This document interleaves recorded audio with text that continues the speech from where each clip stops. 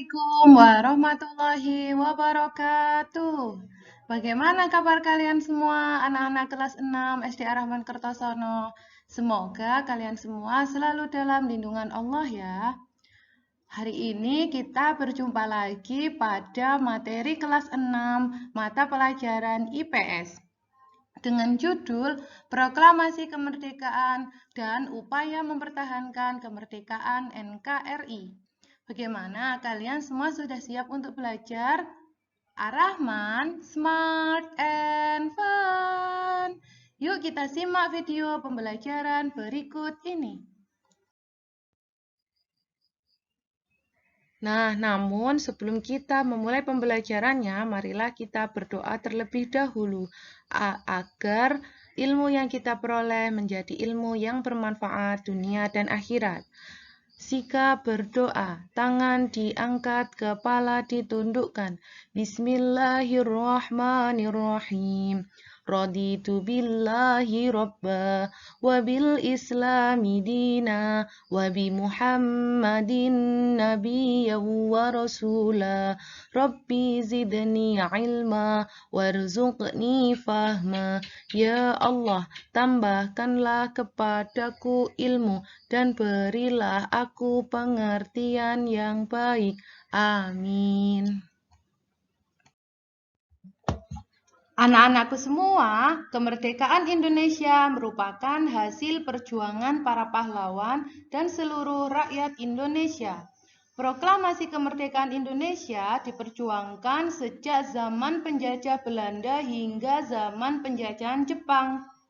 Pada zaman penjajahan Jepang, Jepang membutuhkan bantuan untuk rakyat Indonesia untuk melawan sekutu. Oleh sebab itu, Jepang berusaha menarik simpati rakyat Indonesia dengan mengizinkan pengibaran bendera merah putih dan penggunaan bahasa Indonesia sebagai bahasa resmi. Jepang juga menjanjikan kemerdekaan kepada Indonesia. Janji ini diwujudkan melalui pembentukan BPUPKI dan PPKI. Siapa di antara kalian yang sudah mengerti apa yang dimaksud dengan BPUPKI dan PPKI?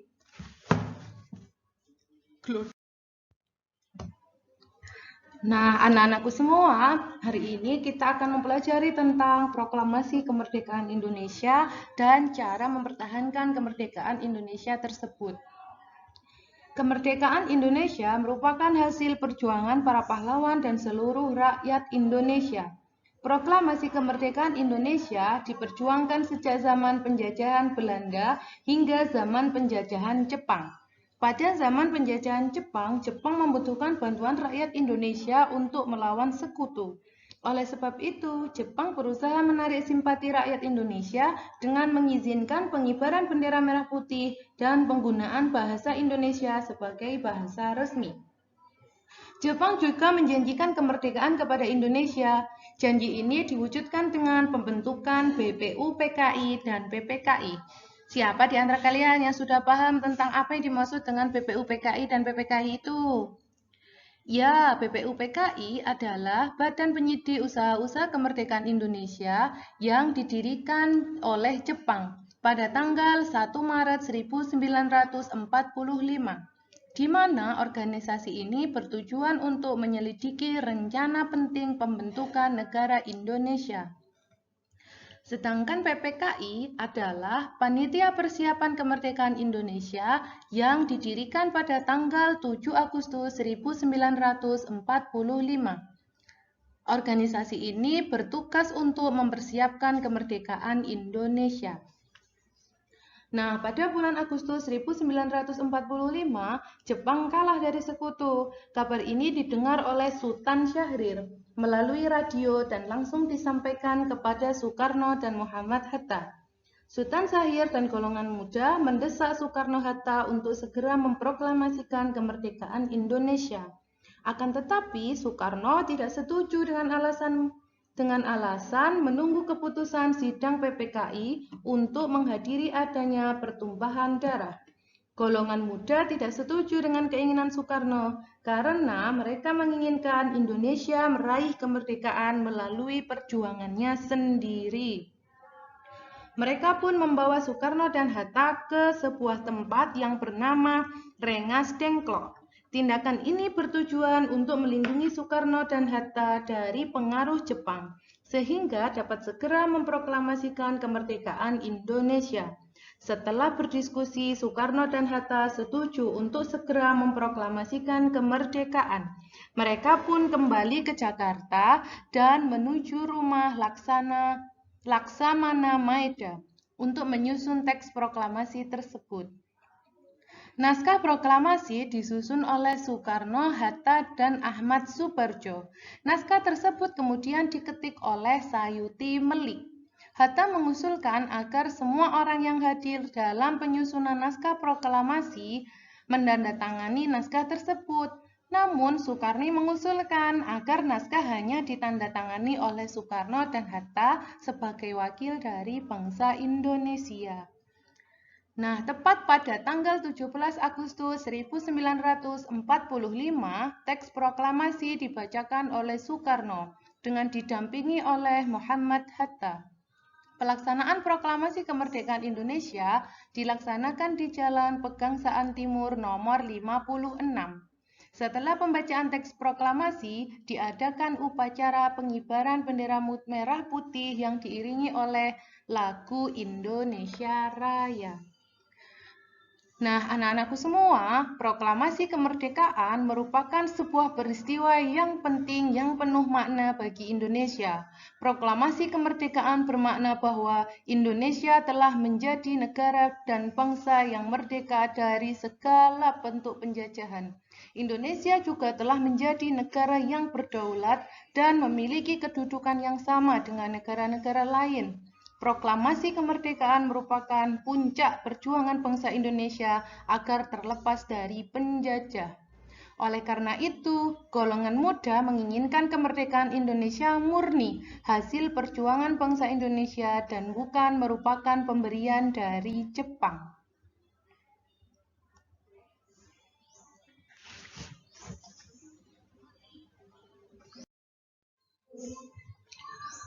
Nah, anak-anakku semua, sekarang kemerdekaan Indonesia sudah diraih. Saat ini tugas bangsa Indonesia adalah mengisinya dengan kemerdekaan untuk meraih kehidupan yang sejahtera. Mengisi kemerdekaan dilakukan dapat dalam berbagai bidang, salah satunya dalam bidang sosial.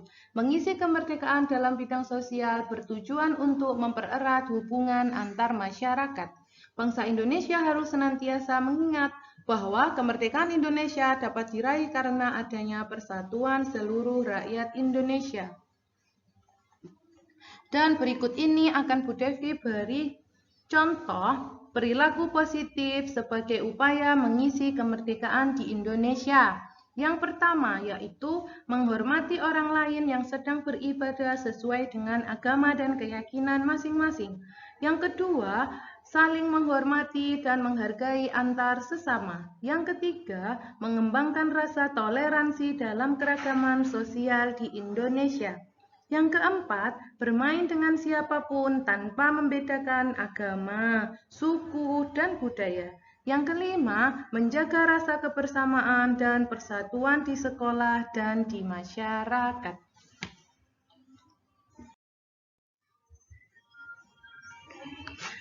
Nah, anak-anakku semua, materi pembelajaran selanjutnya yaitu peran siswa dalam mempertahankan kemerdekaan Indonesia.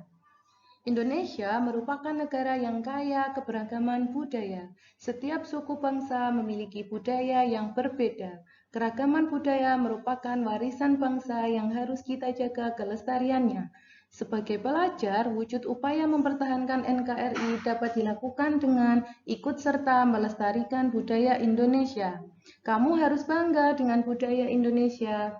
Menjaga kerukunan dan kedamaian di lingkungan kita merupakan salah satu usaha untuk mempertahankan NKRI. Berikut ini adalah contoh menjaga kerukunan dan kedamaian di lingkungan sekolah. Yang pertama yaitu mengembangkan rasa toleransi antar teman. Yang kedua, bermain dengan teman tanpa memperdulikan perbedaan suku, bangsa, agama, dan budaya. Yang ketiga, saling menghormati dan menghargai antar sesama teman. Yang keempat, mengutamakan kepentingan bersama daripada kepentingan sendiri. Nah, anak-anakku semua, membiasakan tindakan-tindakan di atas dapat mencegah perpecahan. Jika perpecahan dapat dicegah, maka keutuhan NKRI akan tetap terus terjaga.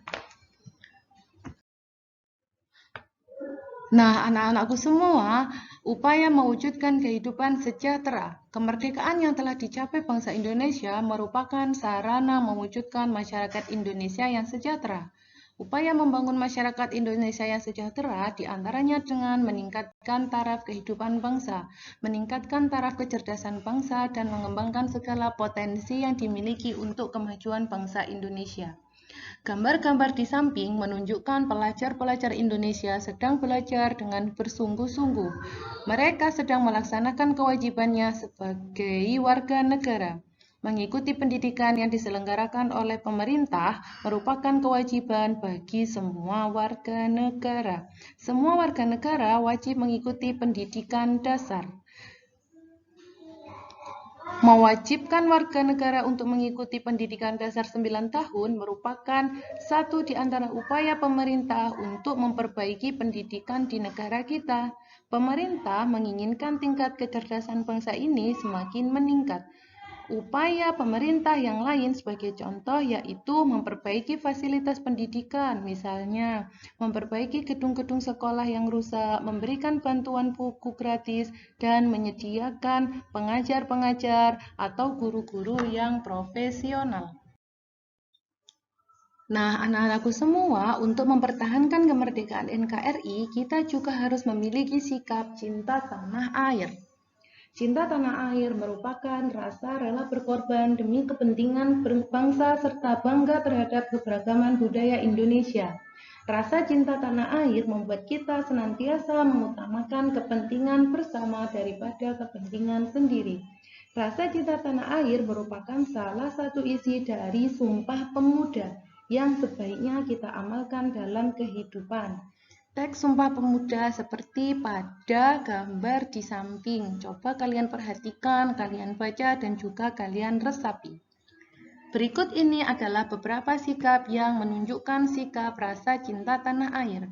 Yang pertama, yaitu melestarikan budaya Indonesia dengan mengenalkan kepada masyarakat. Yang kedua, mempelajari budaya daerah lain dengan penuh semangat. Yang ketiga, saling menghargai dan menghormati antar warga masyarakat. Yang keempat, mengutamakan kepentingan bersama daripada kepentingan sendiri. Yang kelima, menghargai pendapat orang lain saat musyawarah atau diskusi kelompok. Nah, anak-anakku semua, selain upaya-upaya yang sudah kita bahas di atas tadi, juga ada upaya untuk mewujudkan kehidupan yang sejahtera. Tujuan negara Indonesia adalah memajukan kesejahteraan umum. Tujuan tersebut dicapai melalui pembangunan, antara lain meningkatkan pendapatan warga masyarakat, penyediaan sarana pendidikan dan kesehatan yang memadai, pemberian beasiswa pendidikan kepada pelajar Indonesia, membangun jalan yang memudahkan aktivitas masyarakat, dan penyaluran kebutuhan sehari-hari, dan yang lainnya.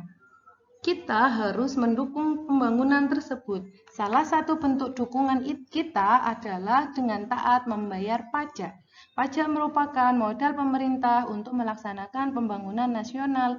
Pembangunan dapat berjalan lancar jika warga taat membayar pajak.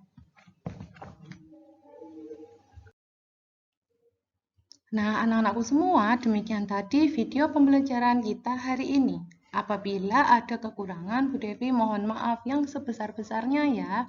Mari kita tutup video pembelajaran hari ini dengan mengucapkan hamdalah. Alhamdulillahirabbil alamin. Sekian dari Bu Devi. Akhirul kalam. Wassalamualaikum warahmatullahi wabarakatuh. Ar-Rahman, smart and fun.